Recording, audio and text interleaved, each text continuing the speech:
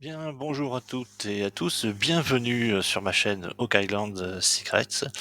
Je vais vous parler du mystère de Oak Island, l'île au trésor. Je vais essayer d'aborder par un travers un peu inhabituel, un peu différent de ce qu'on peut trouver sur Oak Island. C'est-à-dire que moi, je vais partir un peu d'un esprit un peu plus Moyen Âge, de penser que il faut le regarder d'un côté un peu plus philosophique ou vertueux pour pouvoir résoudre cette énigme. Voilà, alors vous voyez sur cette page, on a un magnifique croisé ici. J'ai la sensation que les Templiers sont pour beaucoup. Voilà, alors je ne vais pas vous démontrer ça aujourd'hui, on va simplement commencer pour une première vidéo à s'attaquer à un premier mystère que moi je trouve non résolu. Attendez, je vais le masquer ici, voilà. Qui va être un document qu'on appelle ici la formule. Si vous suivez un petit peu Oak Island, si vous connaissez un petit peu Oak Island, vous allez savoir de quoi je parle. Et la note qui était avec ce document. Donc c'est pour ça que j'ai appelé Tout commence ici, parce que moi c'est par là que j'ai commencé à travailler sur le mystère de Oak Island. Voilà. Si vous ne connaissez pas du tout Oak Island, je vous conseille d'aller voir une vidéo sur Oak Island Research, qui est un site en français. Et sa première vidéo vous explique très bien ce qu'est le site, enfin l'histoire de Oak Island. Alors voilà, c'est ce que je voulais vous montrer aujourd'hui. Ça va être la formule, ce qu'on appelle la formule. Donc c'est un texte codé en fait qui a été trouvé dans un livre euh, d'un chercheur qui était détenu par Zena Harpen, dans lequel il y avait une autre carte. Ici, il n'y avait pas simplement ce texte-là, il y avait ce texte et il y avait une autre carte. Et il est apparu dans les recherches un autre document qui fait apparaître exactement la même portion de papier ici, avec un texte codé, qui a été décodé, sur lequel je suis assez d'accord sur la façon dont il a été décodé. La particularité de celui-ci, c'est qu'il a une annotation ici. Annotation en français. Voilà. Et ça, il n'y a pas beaucoup de documentation sur cette annotation en français. Et moi, je vais m'y intéresser et on va voir qu'on va y trouver pas mal de choses. Dans une prochaine vidéo, on regardera peut-être un peu plus en détail ici le texte de la formule, parce que je trouve qu'il y a des incomplétudes. Mais par contre, on va commencer ici avec cette annotation et vous allez voir que déjà ce petit bout de texte, ça va nous emmener sur certaines pistes très intéressantes.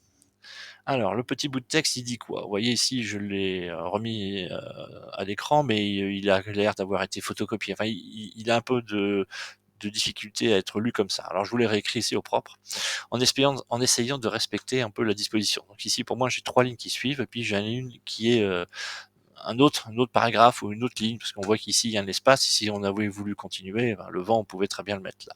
Alors il dit quoi? Il dit avec Monsieur Hayward enlevé à leur tendre affection dans sa 80e année, après une longue maladie supportée avec courage, le 7 janvier 1978. 78, enfin 1978, c'est quand même une date assez récente. C'est un petit peu curieux d'avoir une date aussi proche, en sachant que le secret et le trésor d'Oak Island est découvert depuis 1700 et des poussières. Alors, ensuite, il dit, le vent se lève, il faut tenter de vivre avec le cimetari marié ou marin. Là-dessus, il y a toujours un peu une ambiguïté. On voit ici que c'est écrit marié. On ne sait pas trop si c'est marié ou marin. Bon, moi, je suis parti que c'était marié. Et donc, la première bizarrerie dans ce texte, hormis celle que je vous ai donnée un peu sur la date, mais c'est pas vraiment une bizarrerie, c'est qu'on a un mot qui semble être anglais dans un texte français. Un mot anglais qui n'est pas anglais vraiment, il ressemble à de l'anglais. Phonétiquement, ça peut passer pour de l'anglais. C'est quoi ce mot en fait? Ça serait le mot cemetery qui veut dire cimetière. Alors cimetière marié, cimetière marin, on va voir que la solution elle est ici. Mais il y a aussi cemetery. Voilà. Et écrit comme ça, il doit vouloir dire quelque chose aussi. Alors moi, je suis pas très fort en anglais, du coup, j'ai recherché sur un lecteur, sur un traducteur en ligne qui s'appelle DeepL, qui est pas mauvais du tout comme traducteur, s'il n'y avait pas plusieurs sens à ces mots. Alors j'ai rentré Cimetière, puis il m'a donné cimetière. Alors cimetière, phonétiquement, on a aussi le sabre, vous savez, un peu arabe de pirate, là, qui a une forme un peu courbée, un cimetière, mais ça s'écrit pas pareil. Et puis j'ai remis cimetari, il m'a bien mis cimetière. Donc là, on est bien d'accord. Mais par contre, il y a une ambiguïté sur les deux mots. Alors pourquoi cimetière n'est pas intéressant? Parce que le vent se lève, il faut tenter de vivre avec, il faut tenter de vivre, pas avec. C'est juste cette partie-là. C'est un vers d'un poème de Paul Valéry qui s'appelle Le cimetière marin. Voilà, d'où le cimetari marin, cimetière marin. Donc ça fait une référence à un texte, qu'on verra dans une autre, vidéo, parce que j'ai été voir un petit peu, de quoi ça il en retournait, mais voilà. En fait, dans cette phrase, il y a 2 indications. Il y a cimetière, cimetière marié. Alors moi, cimetière marié, c'est un nom de famille pour moi. Cimetière, on est marié avec quelqu'un. Voilà. Et après, il y a le cimetière marin qui nous renvoie au début de la phrase. Donc, quelque part, c'est aller chercher dans les deux sens. Aller chercher cimetière marié et aller chercher le texte. Alors, on va d'abord regarder le mot cimetière, si on peut trouver quelque chose là-dessus. Alors, si on va chercher dans GénéAnet, vous allez voir, on va trouver des choses. Je vais vous parler de Marie-Madeleine Cimetière.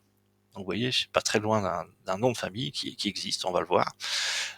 On va du coup s'intéresser à Verchères, qui est une petite ville du Québec, et on va s'intéresser plus précisément à Monsieur Hayward, qui est cité au début du, euh, du poème.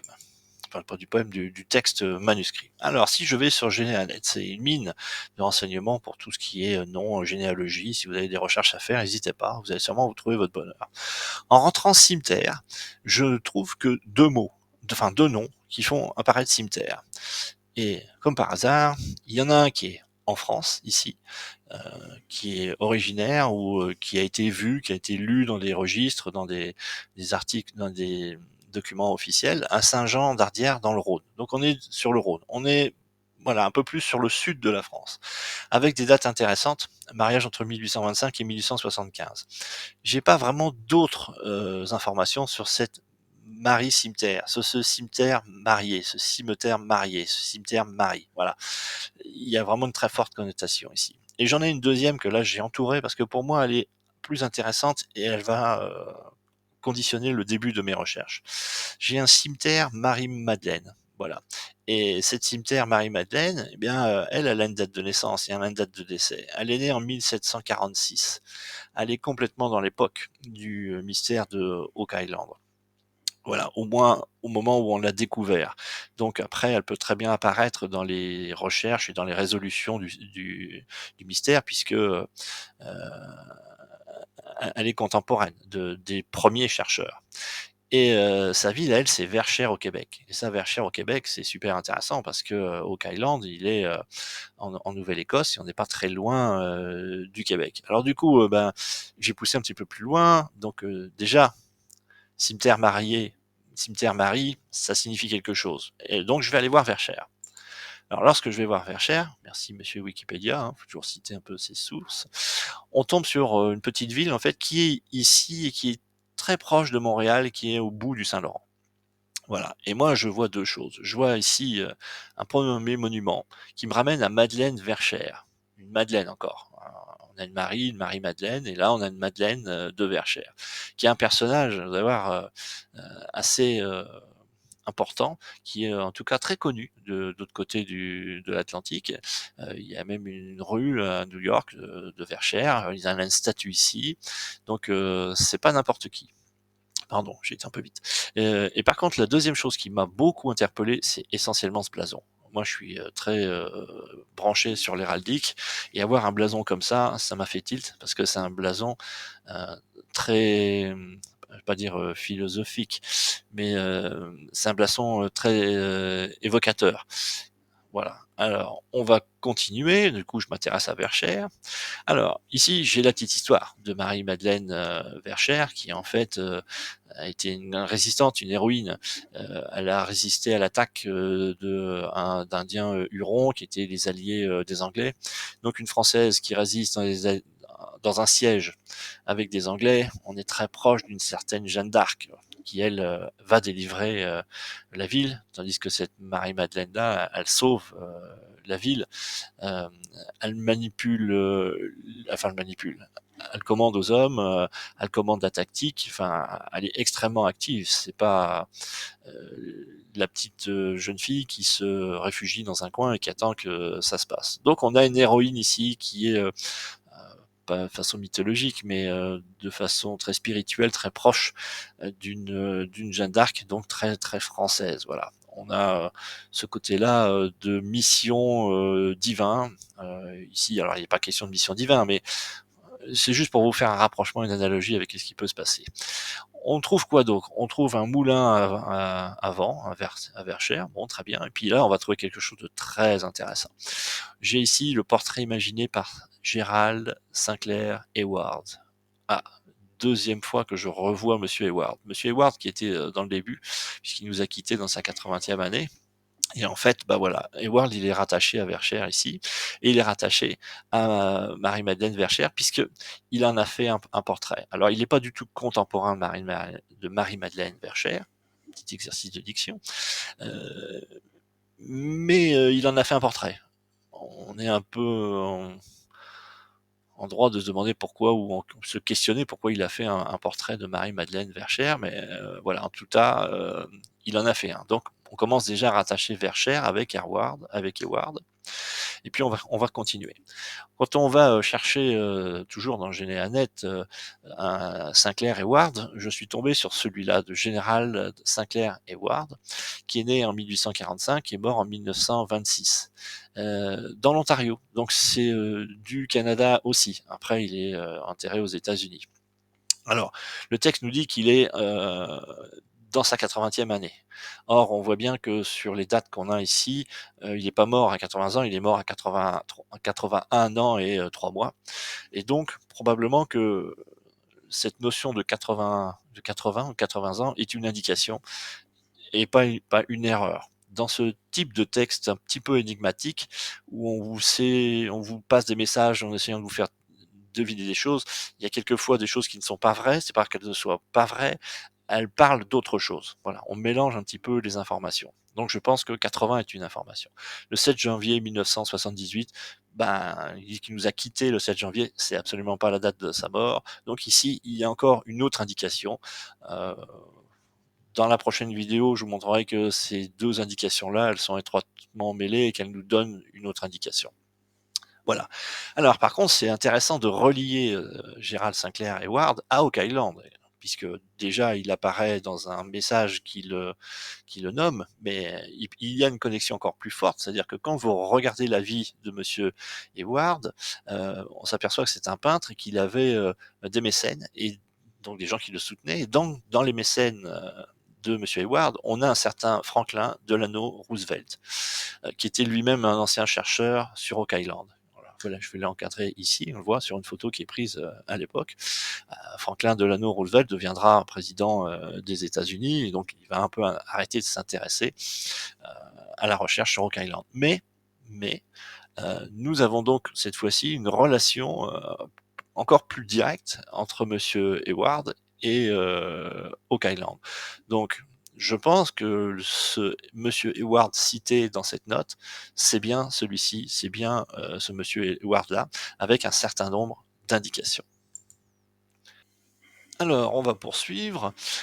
Du coup, moi, je vous ai dit que c'est ce qui m'avait beaucoup intrigué, c'était ce blason. Alors, les blasons, ça donne plein d'indications, ça parle de plein de choses. Vous allez voir, on va en discuter un peu plus loin et voir celui-ci, il n'est pas inintéressant. Il est d'autant moins inintéressant qu'il est accompagné d'une devise, ici en latin, que je vous ai traduite et qui signifie dans les ténèbres la lumière de ceux qui ont un cœur droit. Alors j'ai mis une petite note ici, un sentiment de phrase incomplète. C'est-à-dire que quand j'ai fait cette traduction, que je tombe sur ce sens-là, les devis c'est assez court, c'est un peu un résumé, c'est évident, mais là, moi j'ai eu un sentiment d'incomplétude. Je me suis dit, ici il manque quelque chose au début. Dans les ténèbres, ça peut être un lieu, mais voilà, vous allez voir que dans la recherche que je fais sur Oak Island, j'ai des intuitions et que je suis ces intuitions. Et là, mon intuition me dit que c'est une phrase qui est pas complète, il manque quelque chose. Alors voilà, on la prend pour ce qu'elle est en ce moment. La dernière chose intéressante sur Verchères, c'est la construction de chaloupes. Alors, les chaloupes, c'est quoi? Du temps de Madeleine Verchères, le mot chaloupe signifiait vaisseau à porter des gens et de la marchandise dans quelques navires ou autres bâtiments. Donc c'est une référence d'un dictionnaire, oui, de 1680, donc qui donne pas une définition moderne de la chaloupe, mais une définition de l'époque. Ou encore un petit bâtiment de mer destiné au service de grands vaisseaux sur lesquels on fait aussi de petites traversées. Donc c'est un bâtiment autonome qui peut très bien naviguer sur comment dirais-je, le Saint-Laurent. Il va être capable de naviguer sur le Saint-Laurent et d'aller même un peu plus loin que le Saint-Laurent. C'est un navire de transport en fait. C'est pas vraiment un navire d'exploration, un navire de guerre ou de choses comme ça. C'est un peu, on va dire, la mule de la mer. Donc la chaloupe, eh bien, c'est une spécialité de. Elle est reprise d'ailleurs, elle s'est reconstruite plus tard pour aujourd'hui en avoir plus un élément de loisir, mais son origine, sa fabrication, elle vient de là, des caravelles. Donc c'est plutôt une exportation d'une technologie ou d'une technique de construction qui vient du vieux continent et qui n'est pas originaire du nouveau continent. On n'a pas construit ces chaloupes-là pour les besoins de l'endroit où on était. Un petit peu quand même, mais voilà. Ce que je veux dire, c'est pas un dérivé de bâtiments indiens. Alors, quand on pense, comme moi, que les Templiers sont impliqués dans cette aventure, eh bien, on est obligé un peu de penser qu'ils ont su faire le voyage, que l'Amérique n'a pas été découverte par Christophe Colomb, que le Canada n'a pas été découvert par Jacques Cartier, mais qu'il y a eu d'autres explorateurs avant eux, et notamment les Templiers qui avaient les moyens, les connaissances pour pouvoir faire ce genre de voyage, et qui à un moment de leur histoire ont eu besoin de fuir, de se réfugier ailleurs.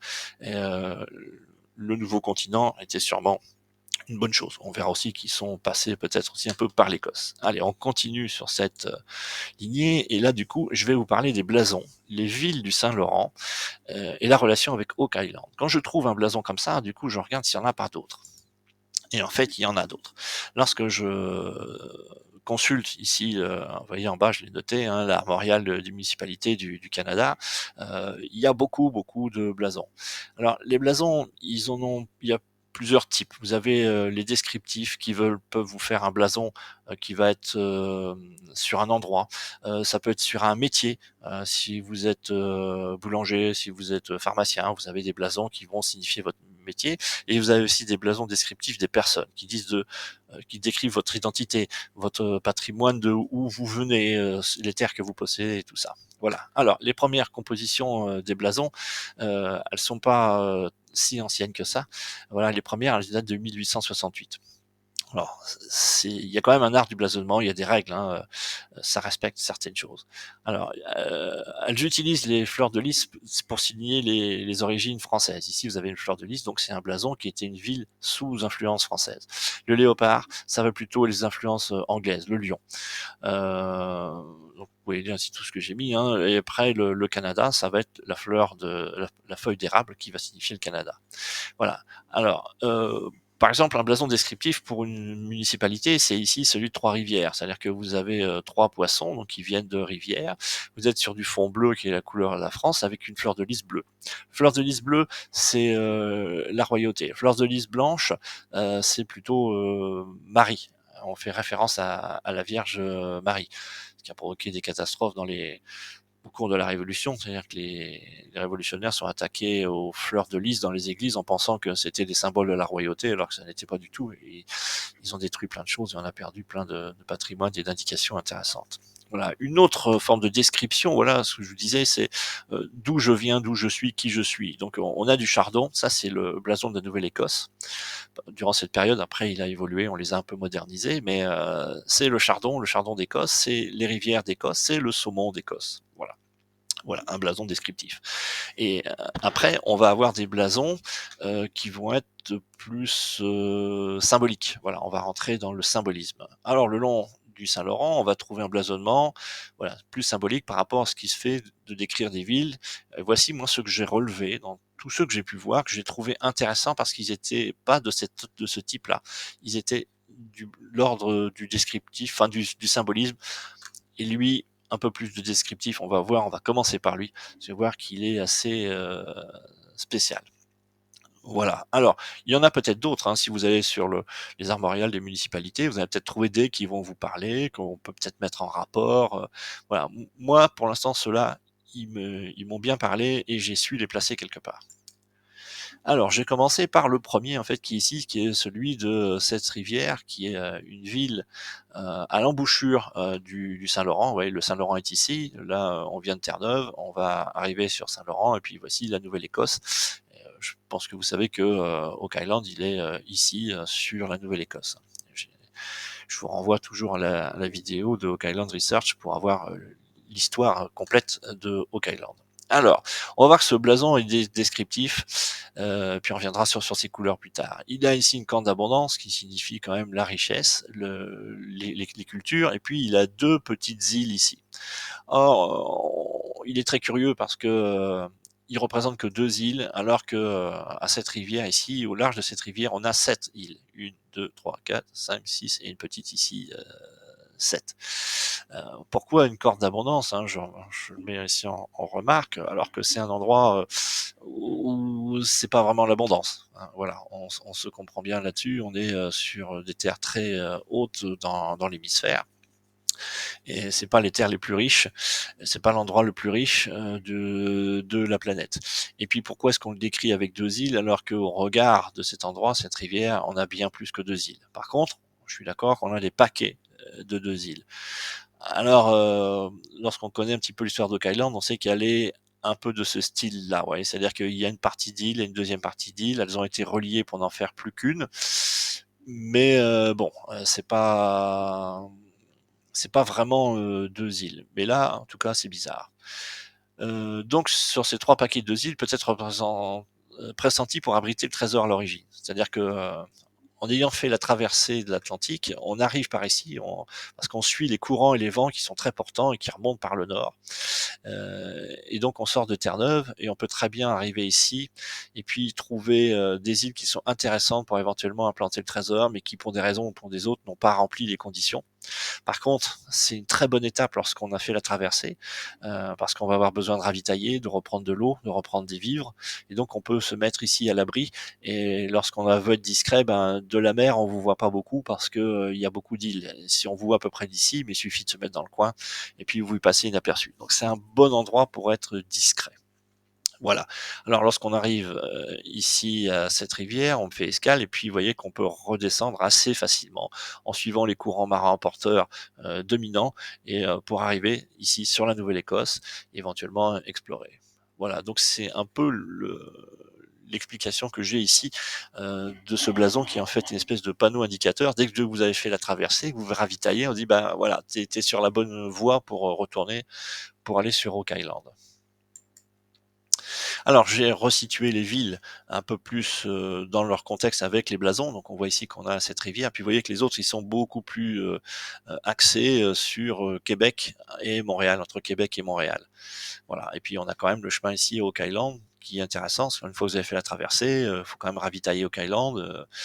Bien sûr, on peut chasser, mais il faut trouver de l'eau, il faut trouver des matériaux. Et donc, si on a besoin d'un appui logistique, on l'a ici. C'est sûrement plus facile de ramener du matériel avec les chaloupes par la mer que de traverser ici les terres avec les difficultés du terrain, avec les natifs qui sont là, hein, les Indiens, qui sont peut-être pas forcément contents de vous voir passer à travers leurs terres.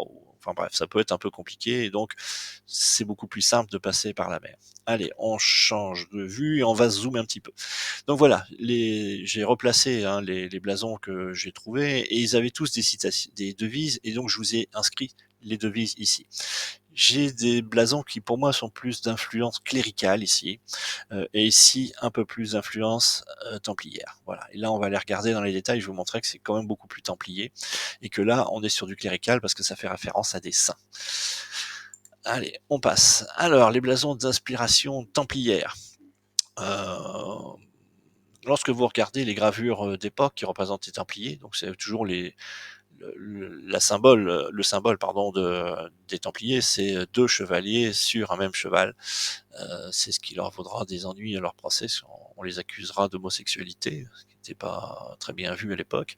Voici leur drapeau. C'est pas vraiment un drapeau, c'est un fanion, un grand fanion qu'on appelle le beau sang et qui est noir et blanc. Voilà, ça c'était les couleurs des Templiers à l'origine, avant qu'on en fasse un blasonnement et qu'on y mette une croix rouge à l'intérieur. Voilà. Euh, je vous ai mis ici les couleurs héraldiques, c'est-à-dire que le noir et le blanc, c'est du sable et d'argent. Vous verrez dans les descriptions qu'on va parler de sable, d'argent, de gueule. Le gueule, c'est la couleur rouge ici. Donc là, il y a une espèce d'évidence qui saute aux yeux sur une affiliation aux Templiers, à leur couleur du moins.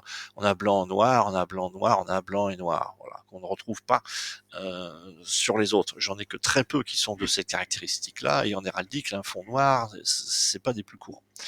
Voilà, alors on va commencer par le premier ici, pour vous montrer que on est chaque fois templier, chaque fois très religieux et qu'on est lié forcément à la religion. Le premier, c'est Saint-Henri de Marcouche, c'est en fait ici la ville sur lequel on a un aigle à deux têtes, bicéphale, et puis on a un autre écu à l'intérieur, un autre blason à l'intérieur. Voilà, c'est une province très ancienne du Québec qui a été fondée en 1749.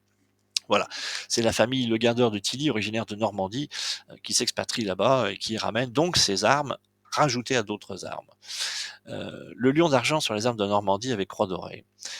Ici, c'est-à-dire qu'il est en argent, il est blanc et il a une croix, ce qu'on appellera la croix de Lorraine un peu plus tard, la croix d'Anjou aussi, qui est blanc. Et lorsqu'on le voit sur le blason au Canada, il est doré. Donc le signe doré, c'est un signe de sacré, de divin. On voit que la langue du lion ici, elle est dorée. Donc c'est sa parole, la parole de cette famille-là est respectée et respectable. Voilà. La croix de Lorraine s'appelait croix d'Anjou, croix patriarcale, croix archi-épiscopale. C'est un symbole de croix à deux traverses, voilà, ici. Donc archi-épiscopale, c'est-à-dire qu'en fait, la fonction des gens qui portaient ces croix ici archi-épiscopales, c'est qu'ils avaient dans leur famille une personnalité représentative, une autre personnalité de l'Église. Alors donc archi-épiscopal, donc on est sur un archi-évêque, un évêque honorifique, représentant initialement la vraie croix, ici la croix de Lorraine, associée au pèlerinage et aux croisades. Donc là, vous voyez qu'on rentre dans le domaine des Templiers, le pèlerinage, les croisades, la Terre Sainte, la défense de la Terre Sainte, la sécurisation pas des croyants, des pèlerins, voilà, et des chemins de la Terre Sainte. Elle figure dans d'autres symboles, celle du duc d'Anjou, c'est ce que je vous ai dit, duc de Lorraine, et surtout les armoiries des villes de Saint-Omer et Ypres. Saint-Omer et Ypres, il y a des grosses commanderies templières à Saint-Omer et à Ypres. Dans les blasons et l'iconographie ancienne, la croix patriarcale, croix archiépiscopale, signale la fonction d'archevêque. Voilà. Donc on est évêque, archevêque. Donc on a quelqu'un avec une grosse fonction, ici épiscopale, qui est envoyé, qui a migré vers le Nouveau Monde dans un endroit qui est assez désertique et qui nécessitait peut-être pas d'avoir un aussi haut dignitaire. Alors, sur la diapositive suivante, on va regarder un peu plus près les autres blasons que j'ai trouvés. Vous allez voir qu'il y a des particularités et des références à Oak Island assez importantes. Je vois que je masque ce truc-là. Alors, la première, ça va être Saint-Boniface. C'est pour ça que je vous parlais de blasons qui avaient plus en relation avec l'ecclésiaste, avec les églises. La première chose très intéressante, c'est ici, vous avez un chêne. Donc là, il n'y a pas d'ambiguïté, hein, un arbre avec des feuilles de chêne, avec des glands, donc on a un chêne. Euh, Saint Boniface est un moine qui est évangéliste, qui est né en 675, qui a vécu 80 ans. On retrouve encore une fois cette notion de 80. Il conviait les monastères à être véritable foyer de vie chrétienne, authentique et évangélisateur. Ça colle très bien avec la philosophie des Templiers. Ils n'étaient pas dans le faste, ils n'étaient pas dans l'exubérance, dans la richesse. Ils étaient dans la voie du Christ, donc au plus proche des gens, vraiment vivre comme eux. Alors pourquoi est-ce que le chêne ici est intéressant? Parce que on sait que Oak Island a été une île sur laquelle on a planté des chênes. C'est pas d'origine. Et ici, les chênes sont pas d'origine non plus sur Saint-Boniface.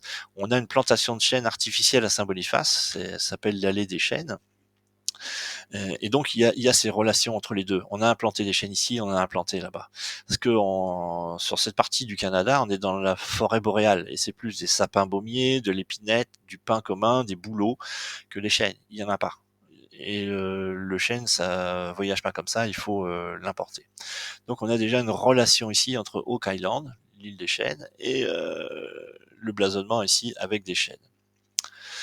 On va avoir ensuite Saint Agapite. Un Saint Agapite, c'est pas un saint super intéressant, mais bon, ça reste un saint qui fait partie de l'Église. Et on a un blasonnement particulier de trois lignes, trois bandes bleues et trois bandes blanches avec des roses ici dorées. Alors ce sont des roses. Ça ressemble pas trop, mais dans l'héraldique, oui, ça, ce sont des roses.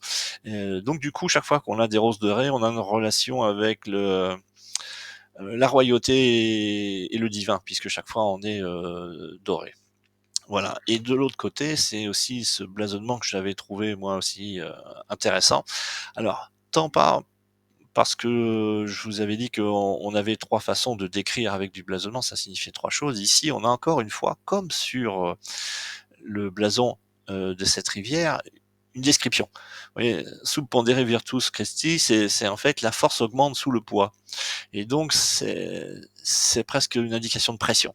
Voilà. Donc, on a quelque chose comme un panneau indicateur, comme on avait un panneau indicateur sur cette rivière.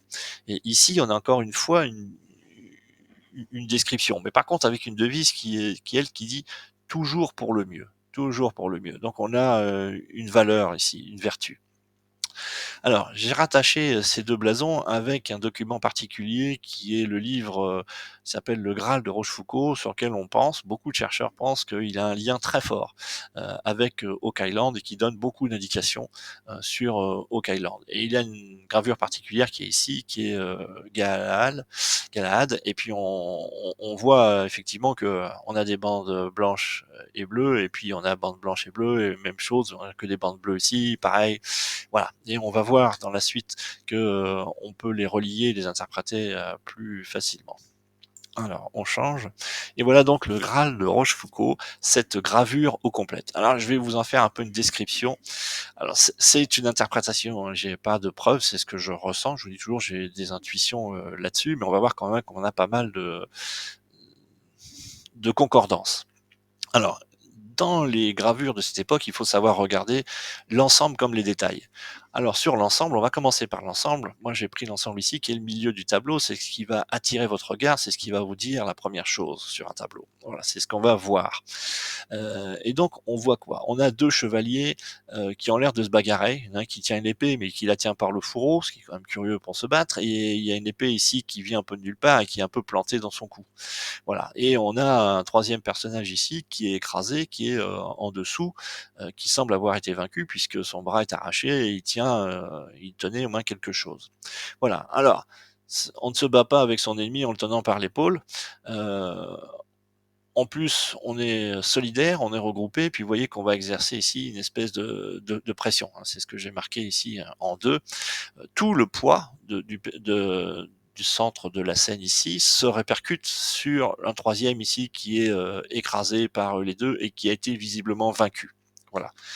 Voilà. Alors, quand on connaît l'histoire de Oak Island, on sait qu'il y a un puits qu'on a découvert et qu'il a été inondé et que on a beaucoup de mal aujourd'hui à le vider, qu'on ne sait pas le vider et qu'il faudrait pouvoir le vider pour pouvoir continuer les recherches. Donc, on a ici des strates qui sont figurées par le chevalier de gauche. On a un rappel ici, parce que votre tunique elle est là, et pourquoi est-ce qu'elle se relèverait ici de façon un peu bizarre, mais qui est en fait un rappel très direct de ce qu'on a ici à Saint-Capite, qui est tout pour le bien, rien pour le mal. Voilà. Et on a ici aussi ces trois strates ici qui ramènent des strates. Donc ces deux blasons ici sont liés ici très étroitement à ce tableau, ici par le rappel et par les strates. Alors, on sait que dans le puits de ce qu'ils appellent le monépite, le puits qui a été inondé, il était recouvert de différentes strates en bois, en terre, en bois, en terre. Voilà, ce qui est figuré par ici. Donc ici, nous avons une représentation du monépite, très symbolique, en disant voilà, c'est quelque chose qui est fait de strates sur lequel il y avait une pression qui exerçait, qui bouchait, qui avait un bouchon qui empêchait de l'eau ici de remonter. C'est ce que ça signifie symboliquement. Euh, et donc du coup, lorsqu'on a fait, les gens ont exploré le monépite, ils ont déclenché une espèce de piège, hein. Il y avait une indication qui disait allez creuser plus bas, puis vous allez trouver un trésor. Bien sûr, ils sont empressés d'aller creuser, mais quand ils sont revenus le lendemain, le puits était inondé. Voilà. Donc on a déjà là ici les strates figurées par les chevaliers. Le puits est protégé par Excalibur, c'est-à-dire qu'en fait Galahad était le champion d'Arthur et il avait le droit de porter Excalibur, pas de s'en servir mais de la porter. Donc c'est ici Excalibur qu'il a, c'est donc ici la justice et la vertu qui tient dans ses mains. La pression exercée par les deux chevaliers pour maintenir quelque chose bouché au fond du puits. On verra que moi j'y vois un avertissement, on va regarder tout de suite. Et le bras arraché tenant une longue cuillère ici, et donc on a empêché de pouvoir vider quelque part l'eau du puits. Je fais un détail ici sur le 3e personnage qui en fait n'est pas noble. Ici ils sont nobles, ils ont des aumes, ils ont, de la cotte de maille partout, donc ça c'était des équipements qui coûtaient cher, donc ceux-là sont nobles. Lui en fait il a juste un casque de protection avec, une partie, qui protège le nez et surtout ici il a un écu avec un démon. Ça va poser interrogation dans beaucoup de recherches. Les gens ne parlent jamais d'avertissement et moi j'en vois plein des avertissements ici dans mes recherches. Alors chevalier marron, c'est probablement un sergent d'armes, donc qui est quelqu'un un peu d'important quand même. On distingue son cas, sa protection, donc ce que je vous dis, c'est un nom noble. Mais par contre, il a vraiment cette restriction ici. Alors, lorsqu'on regarde ah oui, je vous ai pas parlé de la croix de Nolan, hein, ici, ça me revient là. Ici, sur le haut, vous avez toujours un symbole ici en forme de croix. Et vous regardez que c'est exactement le même que celui-là, il n'a pas tout à fait la même orientation. L'orientation ici, elle est normale parce que c'est l'orientation qu'on met classiquement sur les blasons. Ici, en fait, il existe sur Oak Island une croix qu'on a trouvée qui est symbolisée par 5 pierres et qui est orientée comme ça. C'est-à-dire qu'elle est sur le travers, pas tout à fait cette orientation, mais orientée. Donc on a la croix de Nolan, parce que c'est Fred Nolan qui l'a découverte, sur Oak Island, qui est reprise ici sur le blason. Donc ça commence à faire beaucoup pour un même blason, d'avoir ici une symbolique de la croix de Nolan et d'avoir ici Oak Island. Sur la couleur rouge, ici, parce qu'on a un chevalier qui a un bouclier en rouge, en héraldique, ceux qui portent le rouge sont des gens qui doivent protéger les innocents contre les accusations injustes. Voilà. Donc on a des gens qui sont protecteurs ici. Voilà. On a un bouclier vert ici, mais ouais, ça c'est toute une histoire avec Galahad. C'est aussi l'histoire de Galahad et du Chevalier Vert. On pourrait peut-être aller la voir parce que je vous la raconte pas parce qu'elle est assez longue, mais sachez qu'il a il n'a pas résisté à 3 tentations et qu'il a été légèrement blessé au cou par le Chevalier Vert et ça a été une marque ici qui a été symbole de son échec. Mais il a quand même bien tenu et l'histoire du Chevalier Vert termine ainsi qu'il a été, il n'a pas été tué. Euh, Enfin, faudra vraiment lire l'histoire, hein. C'était un duel entre ces deux chevaliers.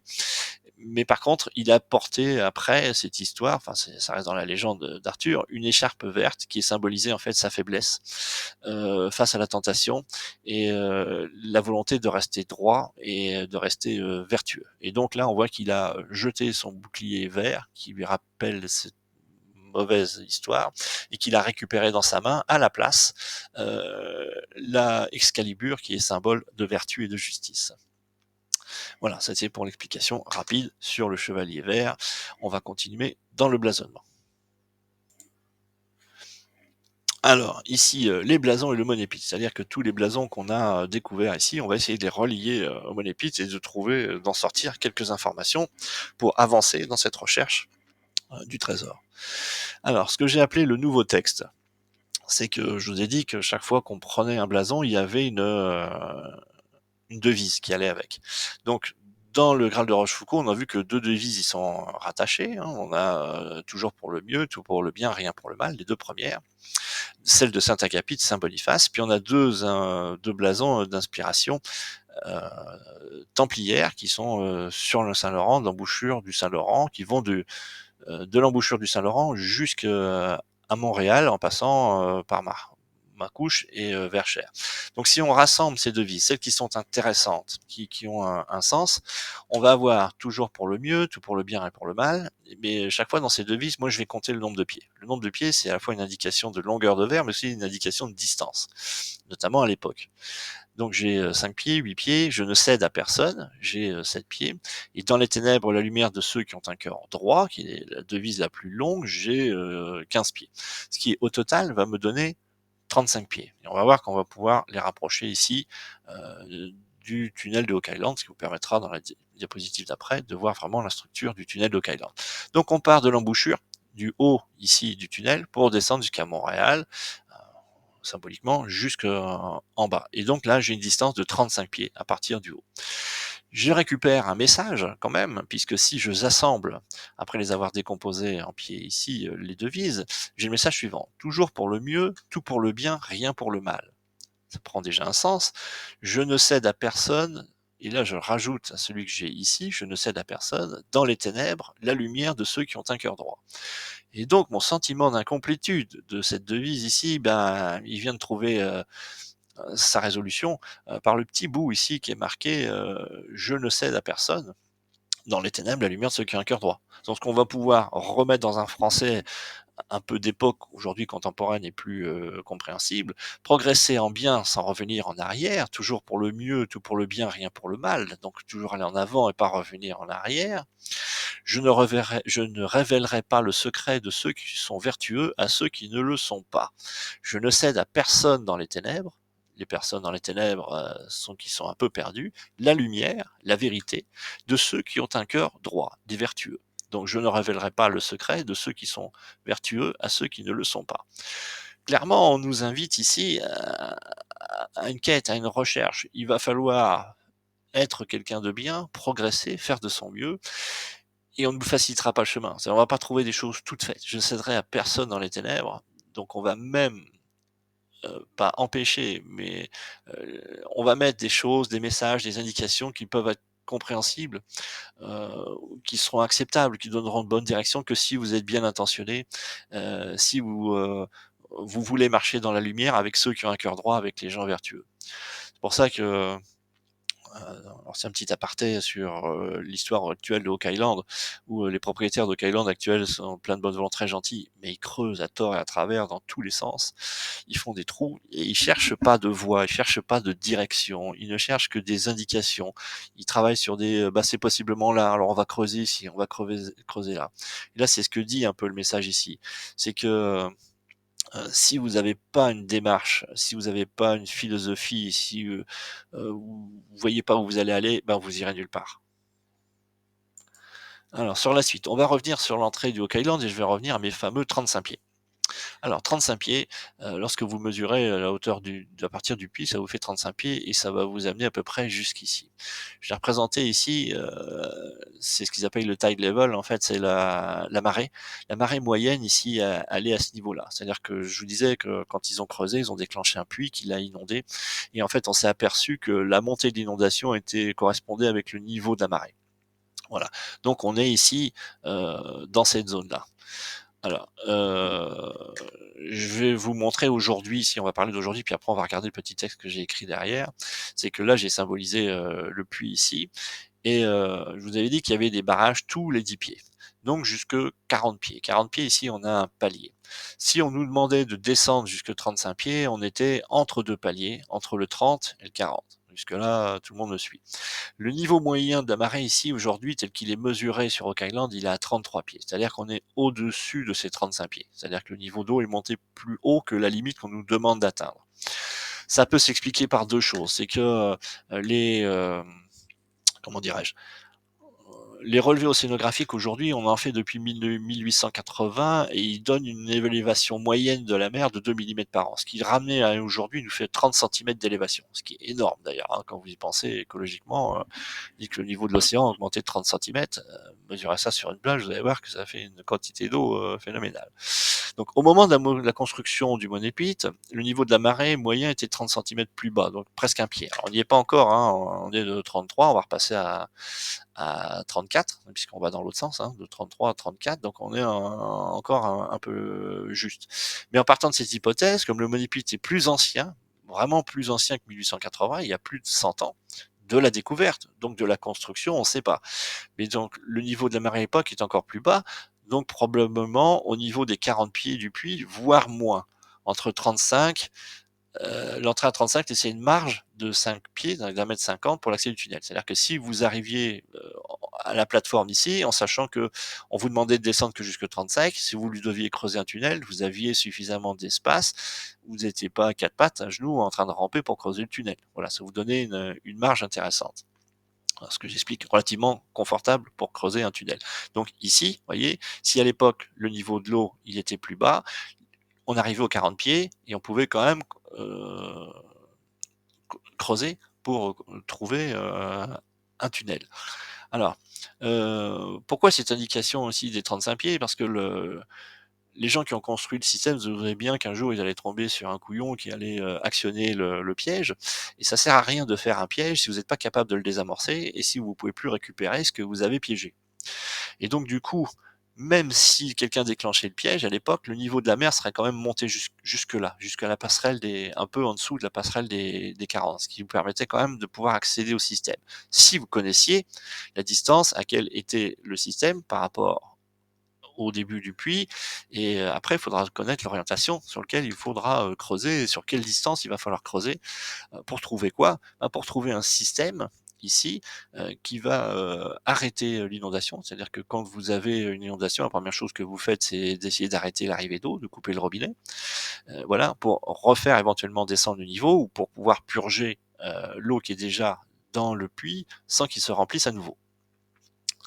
Voilà, donc ça c'est la première indication avec le nouveau texte, c'est à peu près la distance à laquelle il fallait descendre. Et vous voyez qu'aujourd'hui, ce que n'avaient pas prévu les bâtisseurs de l'époque, ben, c'est le réchauffement climatique et c'est la montée du niveau des mers plus important ou qu'ils avaient prévu ou qu'ils même n'avaient pas prévu. Donc aujourd'hui, vous voyez, si on veut récupérer le trésor de Oak Island, il va falloir se dépêcher parce qu'à un moment donné, la mer va être tellement haute qu'on aura même plus, on va noyer le tunnel. Enfin, ça va être compliqué d'accéder au robinet qui va couper l'inondation du puits. Voilà. Alors, une dernière partie de l'application au Monépite, c'est, on a vu dans le Graal de Rochefoucauld que j'avais fait ici un petit aparté sur le Graal en mettant une longueur en disant que le regard du cheval, il coupait la partie du cadre ici la plus basse. Alors, j'aurais pu prendre ici, couper ici ou couper un petit peu plus bas. Voilà. Arbitrairement, j'ai pris celui-là. J'ai pris la partie vraiment la plus basse. Toujours dans la symbolique des couleurs à la fois au Moyen Âge et sur les mouvements qu'on pouvait créer, l'impression qu'on peut donner. Moi, je regarde ici, bah, comme un puits, quand vous l'avez ici à côté. Voilà, ici vous avez le monépite détaillé. Parce que même si on n'a pas pu y aller, on est descendu ici jusqu'au message codé qui a provoqué l'inondation. Puis après, les chercheurs ont procédé par sondage, même avec un puits inondé. Donc du coup, ils ont quand même un peu une idée de ce qui se trouve dans le puits, dans le fond du puits. Or, ici, moi, j'ai une distance entre ce que je vais considérer ça comme étant le puits, c'est-à-dire marron de la Terre, avec des fluctuations, donc d'air ou d'eau. Ici, j'ai de l'eau, donc ici, c'est du courant ou des vagues d'eau. Ici, ça peut aussi bien être de l'eau que de la terre. Donc, quelque chose qui laisse passer. Donc, un puits en terre, marron. Si je pars de l'extrémité du puits ici, du début du puits, je croise le regard du cheval, je fais un premier trait, j'ai une première partie, puis après je vais quand même jusqu'au fond. Je reprends ici cette mesure et je la reporte là, proportionnellement. Et ben voilà, c'est exactement ça que j'obtiens. J'obtiens ici cette mesure-là reportée ici, va s'arrêter à un certain endroit, et de là, on va continuer probablement jusqu'au fond du puits. Donc la proportion du puits ici, elle est inscrite dans la gravure de Rochefoucauld. La deuxième indication, je vous avais parlé d'un danger ici avec un démon.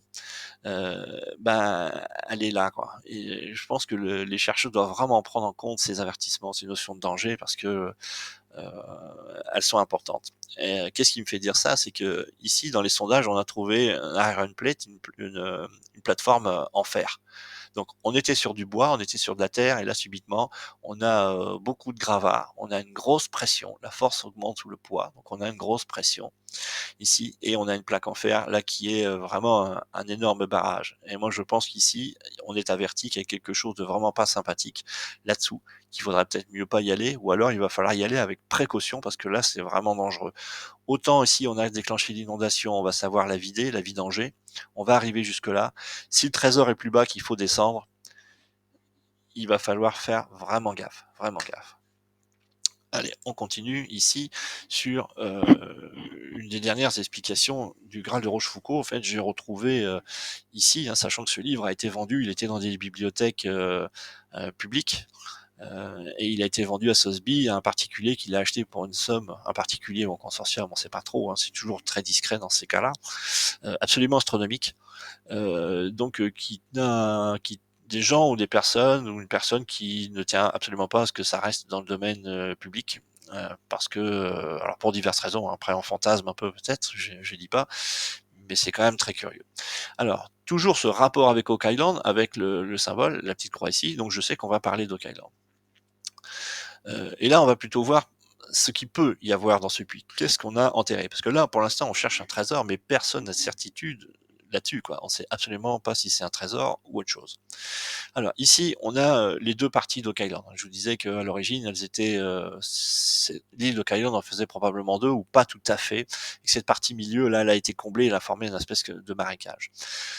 Alors la bizarrerie ici, c'est que dans la proportion, alors c'est à peu près la forme de Oak Island, hein. On voit ici une espèce de nez quand vous voyez Oak Island. Ça ressemble à un petit chien ou un petit éléphanteau avec une trompe. Enfin, tout le monde y voit un petit peu ce qu'il a envie d'y voir là-dessus, mais la forme est relativement la même. Sauf que dans la proportion, c'est pas du tout ça. C'est-à-dire que la partie ici qui est à droite est plus petite que la partie qui est ici à gauche. Voilà. Euh, j'ai noté les chiffres parce qu'on voit qu'il y a 4 carrés et qu'il y en a 6 carrés ici. Ne regardez pas là tout de suite, c'est pas, bah, tant pis, même si vous l'avez fait. Euh, je l'ai mis après pour vous montrer une relation entre chercheurs. Qu'est-ce qu'on voit? On voit un chêne ici, notamment sur Oak Island, puisqu'on est sur une petite portion de terre, et Oak Island est un petit peu bosselé comme ça. On a un chevalier qui enterre ou qui pose quelque chose dans ce on voit un trou ici, rond. Il pose une tête couronnée, et on a un corps ici décapité sur le côté. Alors, la tête coupée de roi, comme ça, puisque ça a l'air d'être un roi, sans couleur, ça donnerait plutôt penser qu'on est sur une valeur conceptuelle d'origine humaine et non divine, sinon on aurait une couronne jaune. Donc est-ce que c'est du savoir, est-ce que c'est de la connaissance? On aurait donc enterré dans le monépite du savoir, plutôt quelque chose de symbolique, de théorique, que vraiment du monétaire. Donc je crois que les gens qui vont sonder le monépite, qui cherchent un trésor, risquent d'être un peu déçus à l'arrivée, de ne pas avoir des diamants, des rubis, de l'argent, tout ce que vous voulez, mais qui vont peut-être trouver quelque chose de plus intéressant, ou de plus valorisable, quoi, mais pas de l'argent tout de suite. Ça va être un peu de la connaissance. Alors pourquoi est-ce qu'on a ces deux têtes coupées ici? On semblerait bien qu'elles appartiennent ici et là. Comme on n'a pas d'habit prestigieux, on a quelqu'un d'ordinaire. Donc c'est un savoir précieux qu'on aurait retiré à l'homme pour le cacher au fond du puits. Peut-être en aurait-on fait un mauvais usage ou serait-il dangereux entre de mauvaises mains? Clairement, le commun des mortels en est privé. D'accord, au pied de l'arbre, hein, on est d'accord. Le chêne est aussi associé à la justice. Saint Louis rendait la justice sous un chêne. Donc ici, on n'a pas simplement un acte délibéré et barbare de couper, de mettre ici, on a un commandement par un roi ou enfin, d'une certaine justice. Enfin, on peut imaginer un peu ce qu'on veut là-dessus, mais il y a une justice rendue. C'est pas été, c'est sur un commandement certainement. Il y a eu un moment donné, il a été décidé de se séparer de ce pouvoir, de ce savoir et de l'enterrer. S'il y a une condamnation qui a entraîné ce retrait, elle n'est pas irréversible puisque le chevalier qui dépose la tête au fond du puits, il donne des indications. Donc il regarde quelque chose qui nous donne des indications ici. Donc si à un moment donné il a été décidé de nous priver de certains savoirs, c'est pas irrémédiable, on peut quand même par cette quête qu'on est en train de mener, arriver à le retrouver. Mais il faudra vraiment être méritant. C'est-à-dire qu'on a dû l'enlever à des gens qui ne savaient pas du tout le maîtriser, hein. C'est comme si on avait donné la bombe atomique à Hitler. Il avait un trop gros savoir pour ce qu'il allait en faire, ou le bien qu'il allait en tirer. Voilà, donc c'est un peu ce qu'on va rechercher. Voilà, ici j'éclaire sur ce qu'on va rechercher dans Oak Island. Espérez pas trop avoir des diamants et des richesses. Alors pourquoi j'ai remis ici ce petit triangle? C'est quelque chose qui a été trouvé au sud du Monépite, du puits, sur la côte, et qui était noyé à marée haute et qui était visible à marée basse, et qui était fait de petits cailloux, de petites pierres. Alors avec le temps, il a disparu à cause des marées, à cause des tempêtes. C'était pas très solide, mais c'est parti.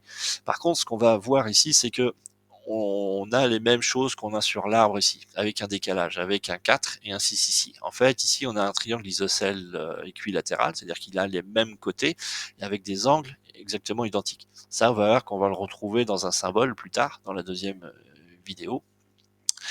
Et donc, on retrouve ces mêmes proportions.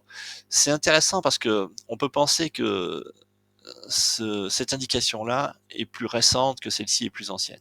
Ça veut dire que les gens qui ont construit cette indication-là, identique quasiment à celle-là, eh ben, ils ont compris ce qu'il y avait ici. Alors, ils se le sont mis sur le côté, de façon un peu plus simple, parce que je pense aussi qu'Oak Island a été surveillé pendant longtemps. On n'a pas laissé ça à l'abandon, parce que je crois qu'on a dû faire des travaux assez importants, et que le temps que l'île cicatrise, qu'il n'y ait personne d'autre qui vienne y fourrer son nez, on a dû y rester un peu longtemps. Ce qui expliquera aussi la présence de chênes. Voilà, donc 2 indications, une plus récente, une plus ancienne. Apparemment, elles disent la même chose. Maintenant, il faut trouver juste ce qu'elles disent. Dernière diapo, on va faire un petit résumé de ce que je vous ai montré aujourd'hui, et puis je pourrais faire les vidéos suivantes. Donc on a la découverte d'un blasonnement le long du Saint-Laurent en rapport avec Oak Island. On l'a vu à la fois clérical et à la fois templier, et qui disent quand même certaines choses. La mise en lumière d'un nouveau texte, donc, du coup suite aux devises qu'on a récupérées sur les blasons et qui permettent de trouver ou d'avoir une distance sur le puits pour avoir une certaine profondeur dans ce monépite. L'analyse de la gravure du Graal de Rochefoucauld, décrivant le puits, donnant un avertissement de la limite à ne pas franchir et donnant aussi d'autres indications. Alors pas pratiques, théoriques de distance, mais vraiment philosophiques, symboliques. Il faut vraiment s'attacher, je pense, dans cette recherche au Island, au symbolisme des choses. Voilà. Et après, ben, je vous ai montré un petit peu la nature de ce qu'on peut contenir dans le puits, la possibilité d'y accéder. Voilà. Ça sera tout pour moi aujourd'hui. Je vous laisse réfléchir à tout ça. J'ai 2 autres vidéos en préparation sur lesquelles j'appuierai un peu plus sur la présence templière. J'appuierai un peu plus sur le déchiffrage complet de la note. C'est-à-dire qu'on va y trouver il y a des vraies indications qui nous permettent d'obtenir pour le coup une orientation et une distance de comment accéder à la chambre ou au mécanisme qui va arrêter d'alimenter l'inondation. Voilà. Et puis dans la 3e vidéo, on parlera un peu de la présence des jésuites aussi dans cette histoire. Enfin bref, d'autres choses. Bien, allez, je vous laisse réfléchir à tout ça. J'espère que ça vous a intéressé. N'oubliez pas de vous abonner à la chaîne si vous voulez connaître la suite, de liker si vous avez aimé, ça permet le référencement et donc d'aider potentiellement d'autres chercheurs sur Oak Island, de puiser dans mes recherches. Il n'y a pas de droit à quoi que ce soit. C'est une grande quête qui est livrée à travers le monde et les informations étant souvent ouvertes, je me suis moi-même inspiré. Alors j'essaie de pas trop le faire pour pas être un peu pollué par des idées et me bloquer là-dessus, mais il y a quand même des choses intéressantes vues par d'autres youtubeurs sur le système. Voilà. Allez, c'est tout pour moi aujourd'hui.